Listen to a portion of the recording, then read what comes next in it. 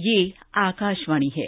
प्रस्तुत है कार्यक्रम सुर्खियों में। इसके अंतर्गत सुनिए विशेष चर्चा अंतर्राष्ट्रीय जैव विविधता दिवस, जैव विविधता के समझौते और क्रियान्वयन। इसमें भाग ले रहे हैं पर्यावरणविद डॉक्टर C.K. वार्ष्णेय और आकाशवाणी संवाददाता विभूति मिश्र। आज अंतर्राष्ट्रीय जैव विविधता दिवस है, तो विषय है जैव विविधता का पुनर्निर्माण, समझौते से कार्रवाई तक। C.K. वार्ष्णेय जी, ये बताएं कि इसका क्या अर्थ है और यह विषय इस बार क्यों चुना गया है?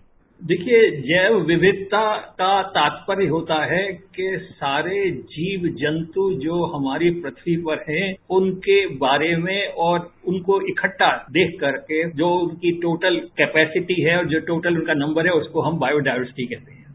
समस्त जीव विविधता, इसके अंदर समुद्र में रहने वाली विशालकाय मछली जैसे व्हेल और जमीन के अंदर और पानी के अंदर बड़े सूक्ष्म बैक्टीरिया, ये सब इसके अंदर निहित हैं। तो इन सब की जो ये पूरी एक कम्युनिटी है, इसको हम बायोडायवर्सिटी कहते हैं। बायोडायवर्सिटी दो शब्दों से मिलकर बना है, बायोलॉजिकल और डायवर्सिटी, दैट इज जीव विविधता। इसके बारे में आज हमारा जो 22 मई का दिन चुना गया है, इसको बायोडायवर्सिटी दिवस के रूप में मनाया जाता है। इसका मुख्य उद्देश्य ये है कि आम जनता को बायोडायवर्सिटी के और मानव के जो आपसी संबंध हैं, उनके बारे में बताया जाए ताकि बायोडायवर्सिटी का संरक्षण हो सके।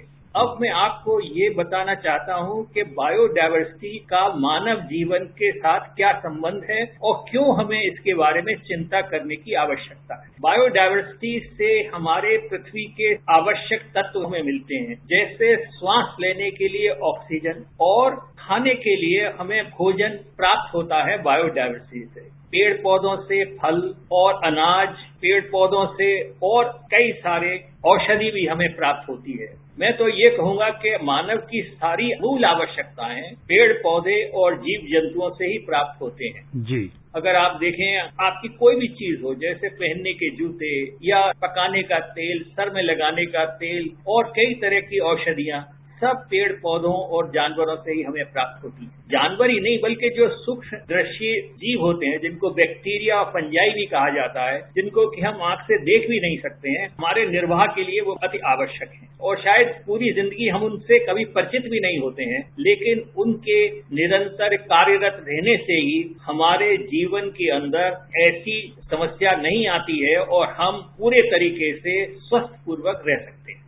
सर, मैं ये जानना चाहूंगा कि इसको लेकर भारत के अंदर क्या स्थिति है और वैश्विक स्तर पे भारत का क्या योगदान रहा है और जीवों को बचाने के लिए हमने क्या प्रयास किए हैं और खासकर बाघ के संदर्भ में हमने क्या कुछ किया है। बायोडायवर्सिटी और खास तौर से जहां तक हमारे देश का सवाल है, हमारा देश एक बायोडायवर्सिटी प्रधान देश है। इसको हम मेगा बायोडायवर्सिटी रीजन कहते हैं। हमारे यहाँ बायोडायवर्सिटी का बाहुल्य है और हम बहुत धनी हैं। हमारे यहाँ एक बहुत बड़ी कोस्ट लाइन है और हमारे यहाँ कई तरह के जलवायु मिलते हैं, जैसे ऊपर पहाड़ों पर ठंडी जलवायु, रेगिस्तान, उसके साथ में जहाँ पे नदियां हैं वहाँ पे नदी के जल और उसके बाद में जो पानी के जलाशय हैं उनके अंदर, तो हर तरीके के जीव जंतु हमारे यहाँ पाए जाते हैं और इसकी वजह से हमारे यहाँ बायोडायवर्सिटी का बाहुल्य है और हमने बायोडायवर्सिटी को बहुत अच्छी तरीके से सृजन करके रखा हुआ है। हालांकि हमारे देश के अंदर विश्व की सबसे अधिक जनसंख्या है, फिर भी हमारे यहाँ बायोडायवर्सिटी की मात्रा काफी प्रचुर है।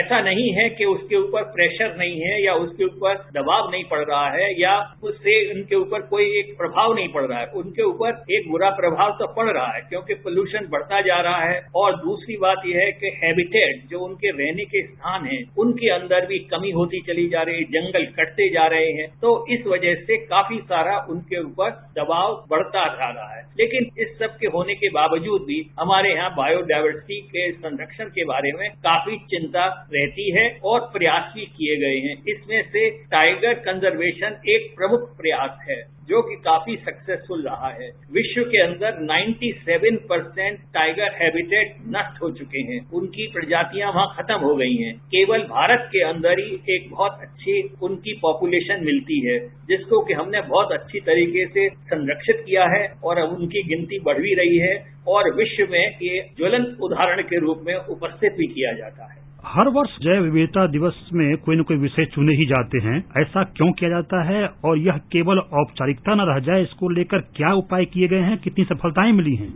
मैं आपको बता दूं कि इस साल बायोडायवर्सिटी डे का जो स्लोगन है, उसका जो मेन फोकस है वो है एग्रीमेंट टू एक्शन। मैं आपको याद दिलाऊं कि पिछले साल दिसंबर में बायोडायवर्सिटी की कॉप की मीटिंग हुई थी, जिसका कि सीधा बायोडायवर्सिटी कन्वेंशन जो 1992 में सर्वसम्मति से पास किया गया था, उसके तत्वाधान में ये हुई थी। जो इसका आउटकम है इस मीटिंग का, जो मॉन्ट्रियल में हुआ था, उसके आउटकम में बहुत सारे चीजें तय की गई थी ताकि बायोडायवर्सिटी का जो ह्रास हो रहा है उसको कम किया जा सके और बायोडायवर्सिटी की स्थिति को विश्व के अंदर और मजबूत किया जा सके और उसको फिर से पूरी तरीके से फलने फूलने का अवसर दिया जा सके। तो इसमें जो सबसे अच्छी बात थी वो ये है कि ये तय हुआ कि जो जमीन है और जो तटीय स्थान है, समुद्र है और साफ पानी की जो नदियां हैं और जो जलाशय हैं, उनका 30% भाग सदैव के लिए निश्चित और सुरक्षित कर दिया जाए बायोडायवर्सिटी के संरक्षण के लिए। तो ये एक बहुत ही इम्पोर्टेंट टारगेट है और इस टारगेट को रखा गया था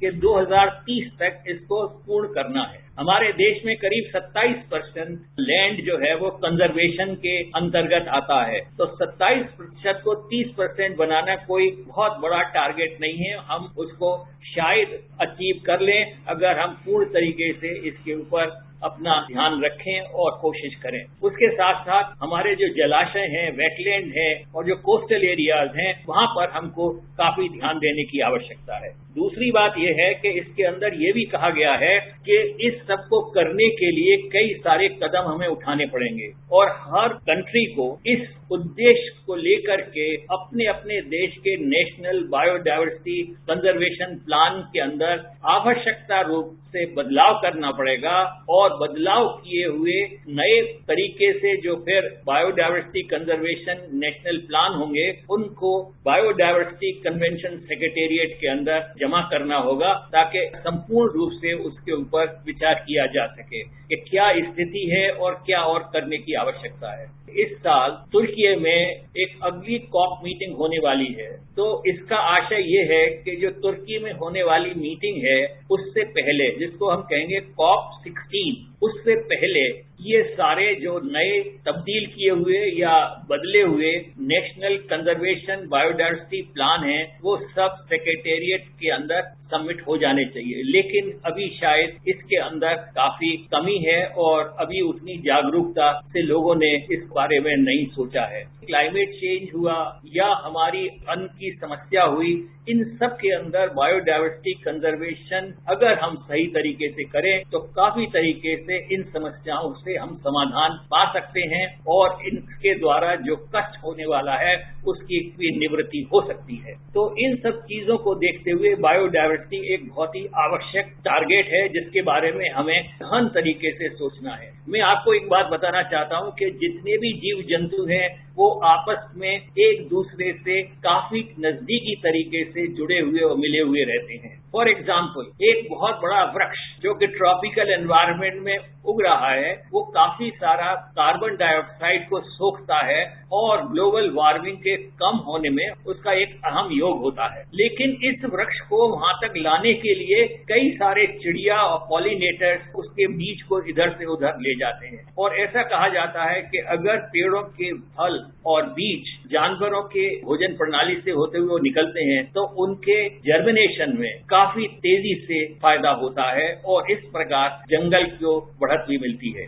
जी सीके वार्ष्णेय जी, हमारे साथ जुड़ने और बहुमूल्य जानकारियां साझा करने के लिए आपका बहुत बहुत धन्यवाद। Thank you. अभी आप सुन रहे थे विशेष चर्चा अंतर्राष्ट्रीय जैव विविधता दिवस, जैव विविधता के समझौते और क्रियान्वयन। इसमें भाग ले रहे थे पर्यावरणविद डॉक्टर सीके वार्ष्णेय और आकाशवाणी संवाददाता विभूति मिश्र। ये कार्यक्रम आकाशवाणी के समाचार सेवा प्रभाग द्वारा प्रस्तुत किया गया। इसे आप हमारे mobile app news on AIR और YouTube channel news on AIR official पर भी सुन सकते हैं। इस कार्यक्रम के संबंध में अपनी प्रतिक्रिया आप हमें ईमेल या व्हाट्सएप के माध्यम से भेज सकते हैं। ईमेल का पता है airnsttalks@gmail.com और व्हाट्सएप नंबर है 9289094044।